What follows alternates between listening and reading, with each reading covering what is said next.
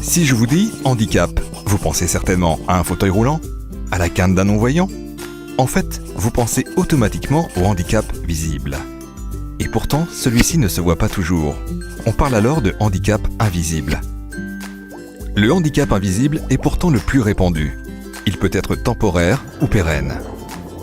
Aujourd'hui, il concerne 80% des personnes en situation de handicap. Voici Corinne, chef de produit. Hémiplégique de naissance, elle est contrainte de se déplacer en fauteuil roulant. Bénédicte est comptable depuis 15 ans. Suite à un terrible accident, elle a subi un traumatisme crânien et souffre depuis de troubles de la concentration. Julie est journaliste.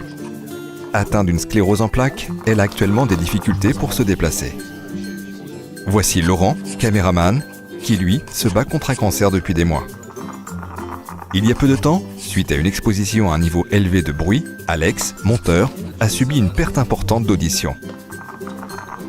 Bénédicte, Julie, Laurent et Alex font partie des 4 personnes sur 5 pour lesquelles leur situation de handicap ne se voit pas. Comme Corinne, ils bénéficient de la RQTH, la reconnaissance de la qualité de travailleur handicapé.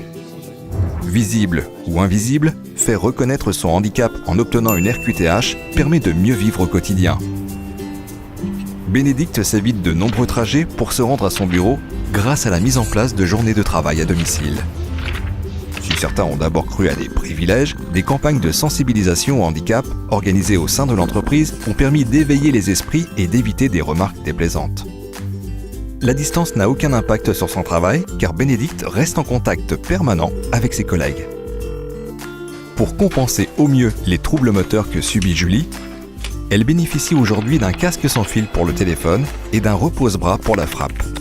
Étant amenée à se déplacer régulièrement dans le cadre de ses missions, une convention de taxi a été mise en place.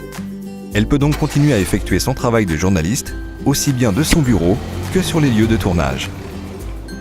Laurent a besoin régulièrement de traitements en milieu hospitalier. Ses horaires ont été adaptés à ses besoins médicaux et à son état de fatigue.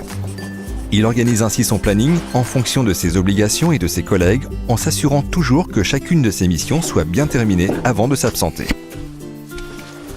Alex, en tant que monteur, travaille quotidiennement avec le son. Pour remédier à sa perte d'audition, il utilise une prothèse auditive financée par l'entreprise, ce qui lui donne la possibilité d'exercer son métier en toute sérénité. Son handicap n'a donc aucune incidence sur ses compétences. Personnellement ou au travers d'un proche, nous pouvons tous être confrontés au handicap. Alors changeons notre regard. Le handicap est le plus souvent invisible.